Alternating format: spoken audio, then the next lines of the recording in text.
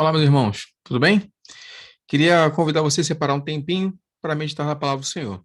Nosso texto hoje está em Lucas, capítulo 5, do versículo 27 até o versículo de número 32. Lucas 5, do 27 até o 32. Leia aí na sua casa e vamos brevemente meditar nesse texto. Jesus está caminhando, ele passa diante de um homem na coletoria de impostos, um homem chamado Levi, e ele o chama. O texto fala que ele chama Levi e diz: segue-me. Ele, versículo 28, deixando tudo, levantou-se e o seguiu. O texto continua dizendo então que Levi, que também é chamado de Mateus, é o mesmo homem que escreve um dos evangelhos que nós temos na Escritura, que se torna um dos 12 apóstolos. Em alguns lugares chama ele de Levi, em outros chama ele de Mateus. Ele então vai abandonar tudo aquilo que ele tinha, a coletoria de impostos, vai dar um banquete para Jesus na sua casa, vai chamar muitos publicanos e outros à mesa. Os fariseus e os escribas vão murmurar contra Jesus, como também já é de costume, e Jesus vai respondê-los no final. Quero observar algumas coisas bem rapidinho aqui com vocês. Primeiro que Jesus ele passa, ele vê Mateus, Levi e o chama. Ele era alguém que era desprezado pelo seu povo. Os publicanos eram odiados pelo seu próprio povo e pelos judeus. Por quê? Eles eram vistos como traidores. Eles tomavam o imposto do povo para dar aos romanos, que eram um império que os oprimia, que dominava sobre eles. Mas não somente isso, eles não eram como um empregado hoje da Receita Federal. Ninguém gosta de pagar imposto, né? Eles não eram como um empregado da Receita Federal, que a gente paga o imposto, não gosta, mas você sabe que tem que pagar e o cara está ali trabalhando. Não, eles eram ladrões. Eles cobravam muito acima do que era exigido. Eles se ofereciam ao governo romano para fazer essa função, para serem execrados pela sua própria sociedade, para serem tidos como traidores, para serem odiados, porque eles queriam lucrar com isso.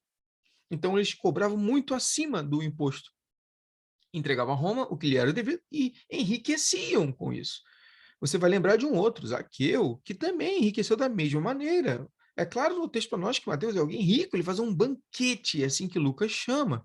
No Evangelho de Mateus, ele fala que ele fez um jantar para Jesus. Ele não está querendo se vangloriar das suas riquezas, porque ele percebe que são de origem imprópria. Ele é um corrupto.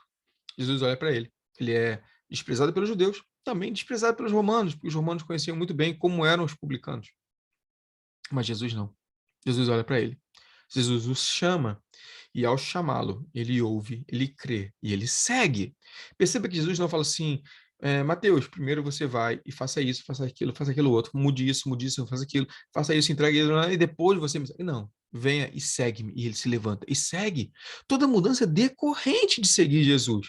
Precisamos nos arrepender, precisamos refazer aquilo que fizemos de errado, precisamos voltar atrás e corrigir, precisamos, se ofendemos alguém, se oprimimos alguém, devemos agora nos voltar para essa pessoa e pedir perdão e restituir o que foi feito de errado. Tudo isso é verdade, mas isso é decorrência de seguir a Jesus e não é um pré-requisito, então, para segui-lo. Nós seguimos a Jesus e agora nossos atos são transformados.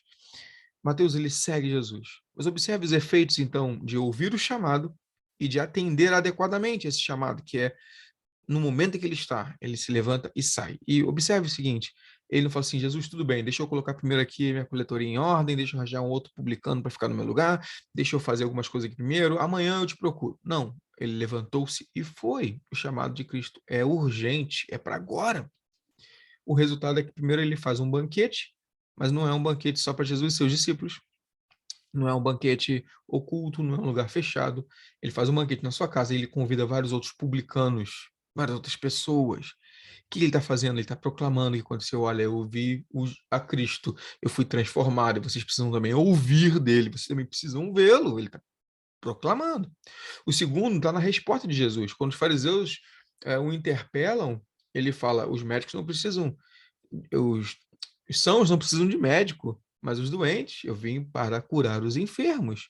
O segundo resultado de eu atender o chamado é a cura. Ele nos livra do nosso pecado, nos cura da doença que nos matava e que nos consumia. E o terceiro é o perdão. Ele termina assim, versículo 32. Eu não vim para chamar justos, mas pecadores ao arrependimento. Ele nos perdoa, ele nos salva, ele nos cura e perdoa os nossos pecados. Ninguém é tão pecador, nem Mateus, nem eu, nem você, que não possamos ser alcançados pelo perdão do Senhor. Aquele que veio não para os justos, porque não havia nenhum, mas para pecadores. como eu e como você. Que Deus nos abençoe, que possamos ouvir o seu chamado, que possamos seguir a este Cristo, possamos proclamar que ele nos curou e que ele nos perdoou para a glória de Jesus. Amém.